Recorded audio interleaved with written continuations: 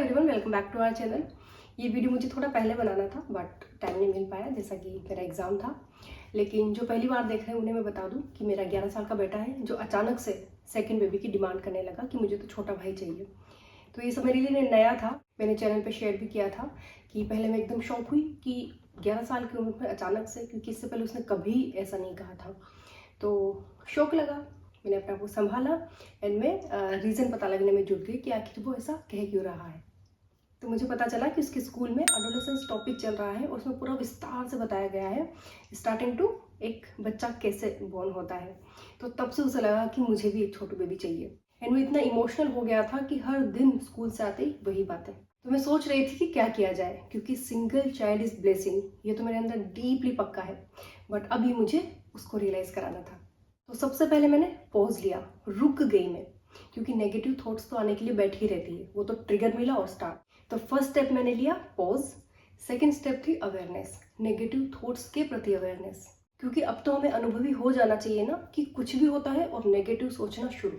तो मैंने स्ट्रिक्टली अपने मन में सोचा कि नेगेटिव थॉट्स नॉट अलाउड, बाद में आना, पहले मैं समझ तो लूँ क्या है, क्यों है, कैसे है। अपने ब्रेन को हमेशा, अपने ब्रेन को सिचुएशन को समझने का टाइम दे। तो नेक्स्ट स्टेप है अपने आप को टाइम देना। मैंने खुद को टाइम दिया कि ठीक है, जब तक मुझे सोल्यूशन नहीं मिल जाता, आंसर नहीं मिल जाता, क्योंकि सोल्यूशन तो हर चीज़ का है, बट जब तक वो नहीं मिल जाता तब तक मैं राघव की बातों में शामिल हो लेती हूँ। तो वो हर दिन बात करता था स्कूल से आते ही, बस फिर मैं ये करूँगा, फिर ये करूँगा, वो बड़ा हो जाएगा, उसको मैं अपने दोस्तों से मिलवाऊंगा, उसके लिए ये लाएंगे, वो ये करेंगे। मुझे भी और मज़ा आने लगा। बच्चों की बातें करना किसे पसंद नहीं होता, और मुझे 5-6 महीने से पहले वाले जो बच्चे होते हैं ना, वो बहुत अच्छे लगते हैं। क्योंकि मैं शेयर करने लगी कि राघव जब आप छोटे थे तो मैं आपको ऐसे लेती थी, मैं कभी प्रेम में नहीं लेके जाती थी उसको, और फिर से मुझे एक नया छोटे बेबी मिलेगा, उसके नन्हे नन्हे हाथों को हम टच करेंगे, उसका फील, उसकी वो हरकतें, बोलना सीखने वाला जो फेज़ होता है बच्चों का, कितना प्यारा होता है। बड़े होने के बाद तो उनकी लाइफ में भी वही चैलेंजेस शुरू हो जाते हैं, पढ़ाई की मार, टीचर की फटकार, एग्ज़ाम का प्रेशर, पीयर प्रेशर, अच्छे मार्क्स का प्रेशर। बेचारे बच्चे। हुआ क्या कि मैं न्यूबॉर्न बेबी की बातें कर रही थी और मैं राघव को ऑक्सीजन बोलती हूँ कि आप मेरी ऑक्सीजन हो। जिस ऑक्सीजन के बिना इंसान चाहकर भी नहीं रह सकता ना, ऐसे मैं भी आपके बिना नहीं रह सकती। तो बातों बातों में मैं बोलती रहती हूँ। तो मैंने सेकंड बेबी के लिए ये बोला कि मेरी एक और ऑक्सीजन आने वाली है, और यहाँ उसको कुछ फील हुआ कि मम्मा आप उसको भी ऑक्सीजन बोलोगे। मैंने कहा बोलोगे क्या बेटा, वो तो रहेगा ना। तो मुझे इतना उस समय आइडिया नहीं लगा कि इसको इस तरह से फील हो रहा है। उसके बाद में जब भी बच्चे की बात करती तो उसका पार्टिसिपेशन धीरे धीरे कम होने लगा। तो 3-4 दिन बाद मैंने ऐसे पूछा कि राघव आपको छोटे बेबी चाहिए तो ना। तो उसने बोला मम्मा मैं कंफ्यूज हूँ। फिर धीरे धीरे मुझे आइडिया होने लगा कि ये रीज़न हो सकता है, और यही रीज़न था। अब देखो, अगर मैं पेशेंस नहीं रखती, अपने माइंड को शांत नहीं रखती, तो शायद मैं ये हिंट पकड़ नहीं पाती। इसीलिए कहा जाता है कि कोई भी सिचुएशन आ जाए, ये तो चलो छोटी सी बात थी, बट अगर बड़ी सिचुएशन भी आ जाए तो भी उसको थोड़ा सा स्टेप बैक लेके, पॉज लेके, थोड़ा सा टाइम देके उसको शांत मन से हैंडल करें। फिर थोड़े दिन बाद मैंने उसको बिठा के आराम से प्रॉपर टाइम देके पूछा कि क्या बात है, पहले तो आप बोल रहे थे और अब आप मना कर रहे हो, तो कि फिर आप उसको भी प्यार करोगे।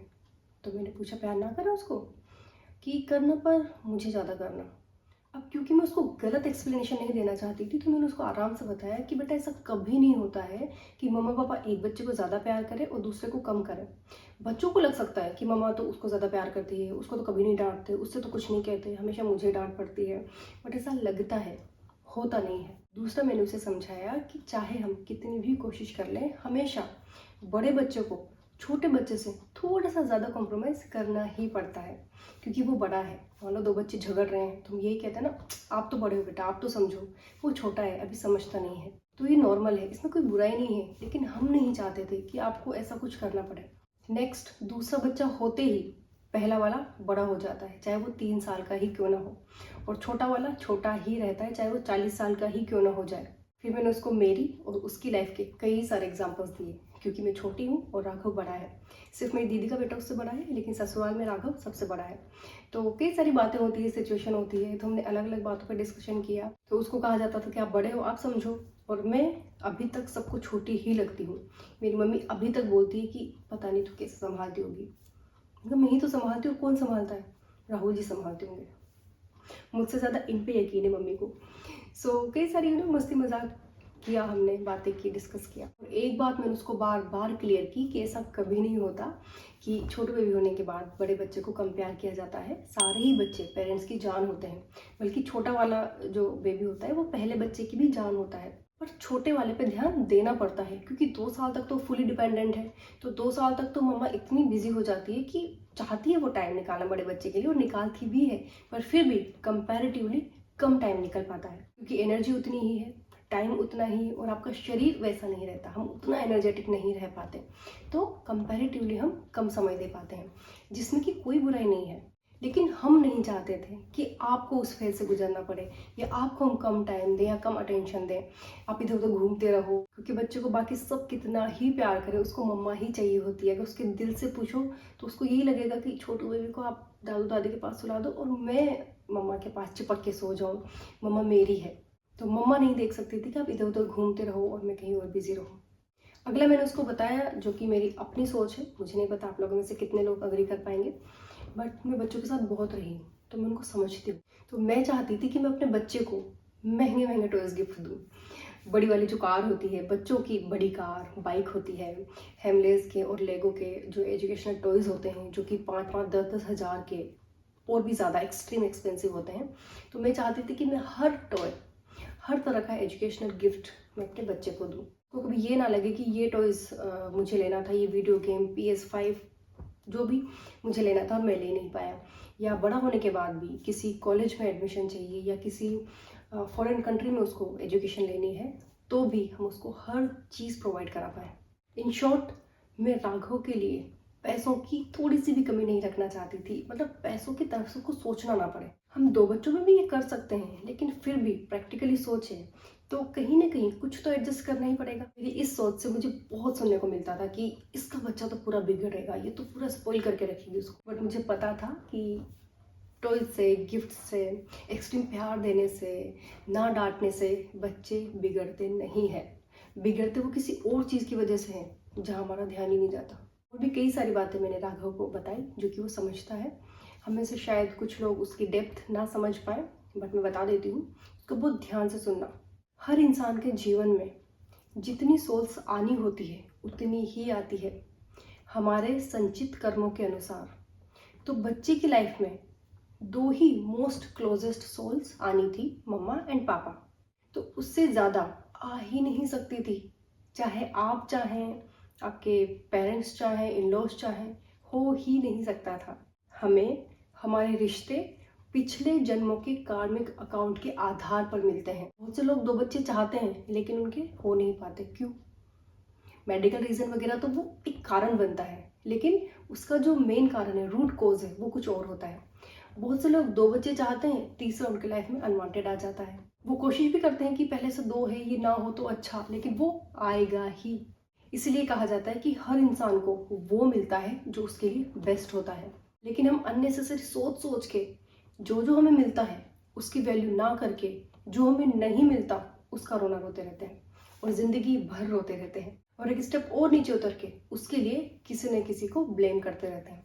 या तो लोगों को ब्लेम करेंगे या सिचुएशन को ब्लेम करेंगे, और कोई नहीं मिलेगा तो भगवान तो है ही। बेचारा वो भी सोचता होगा कि भाई सब कुछ तो दिया है तुझे जो तेरे लिए बेस्ट टेस्ट है, अब और क्या करूं। अगला है मोस्ट इम्पोर्टेंट, अपने बच्चों को दुखी देखना सीखें।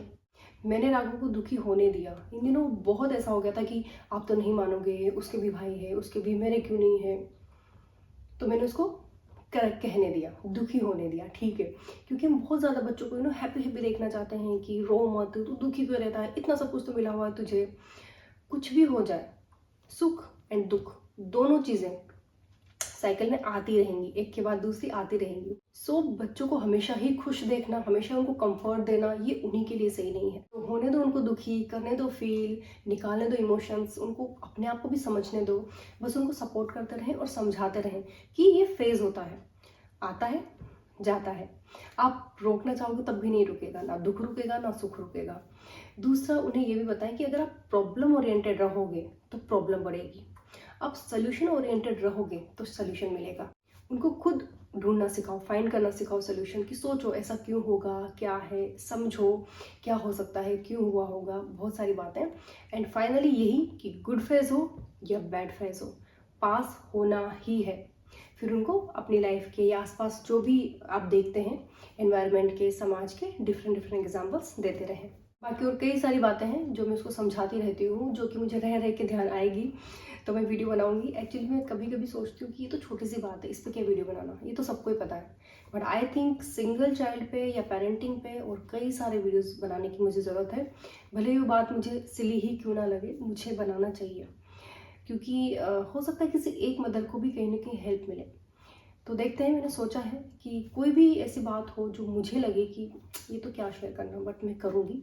एंड फिर देखते हैं क्या रिस्पॉन्स आता है। तो प्लीज़ आप कमेंट्स करके बताते रहा करो कि आपको कैसा लगा वीडियो, या आप किस बात से डिसएग्री करते हैं, किस बात से अग्री करते हैं, या और किस टॉपिक पे मैं वीडियो बनाऊं, क्योंकि मैं वही वीडियोस बनाना चाहती हूँ जो आप देखना चाहते हैं।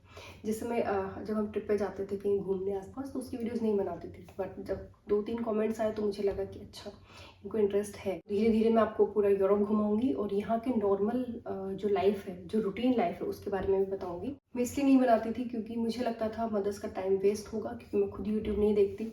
तो मैं नहीं चाहती कि आप भी ऐसे ही इधर उधर की वीडियोस देखने में लगे रहें, क्योंकि हमारा प्रीशियस टाइम हमारे बच्चों के लिए है। थोड़ी साल की बात होती है, फिर तो बस रह जाता है कि काश मैंने वो टाइम बिताया होता, काश मैंने ऐसा किया होता। इसलिए please choose your videos wisely. ऐसे ही कुछ भी आ रहा है, कॉमेडी देख रहे हैं, फ़ोन पे लगे हुए हैं, स्क्रॉल कर रहे हैं, बिल्कुल नहीं। तो जल्दी से सारी बातों को सम अप कर लेते हैं, क्योंकि मैं नहीं चाहती कि आप वीडियो देखो, अच्छा लगा और वहीं रह जाए। सो कभी भी कोई भी अनवांटेड सिचुएशन लगे, सबसे पहले पॉज। आप लिख भी सकते हैं इन पॉइंट्स को। तो सबसे पहले पॉज लें, रुक जाए। नेक्स्ट है अवेयरनेस नेगेटिव थॉट्स के प्रति, कि सिचुएशन आई है, अब नेगेटिव चलना स्टार्ट हो जाएगा मेरा, क्योंकि नेगेटिव थॉट्स सबको आती है। और बैठ नहीं जाना है कि अरे मेरा तो नेगेटिव बहुत चलता है, डू समथिंग। तो अवेयरनेस। नेक्स्ट है टाइम दो, अपने आप को थोड़ा समय दो, समझने दो, ब्रेन को प्रोसेस करने दो। नेक्स्ट है अपने बच्चों को दुखी देखना भी सीखो। और अगला है आलस छोड़ के खुद पे काम करो। लेजी नहीं होना है, विक्टिम नहीं बनना है कि अरे मेरे साथ तो ऐसा है, अरे ये बड़ा होके क्या कहेगा, अरे ये तो ऐसा सोचता है। ठीक है, जो भी है, अब क्या, व्हाट नेक्स्ट, अब मुझे क्या करना है। तो हम सोल्यूशन ओरिएंटेड रहेंगे तो बच्चे भी ऑटोमेटिक रहेंगे। इतनी जिम्मेदारी है हम पर, जैसा हम बच्चों को बनाना चाहते हैं वैसा हम बन जाए। और कैसे बनेंगे? अच्छी बातों को सुने, अच्छा देखें, अच्छा पढ़ें, क्योंकि जो हम अंदर डालेंगे वही प्रोसेस होके बाहर निकलेगा। तो अच्छा ही देखो, अच्छा ही सुनो, अच्छा ही पढ़ो। ठीक है, तो अब विदा लेते हैं। वैसे कई सारी बातें और भी होती है जो मैं उसको समझाती रहती हूँ, लेकिन लिखते टाइम सारी बातें याद नहीं आ पाती, तो मैं जैसे जैसे याद आती जाएगी शेयर करती जाऊँगी। बट आप अपने थॉट्स ज़रूर बताना। मिलते रहेंगे आने वाली वीडियोज़ में, तब तक के लिए बाय बाय।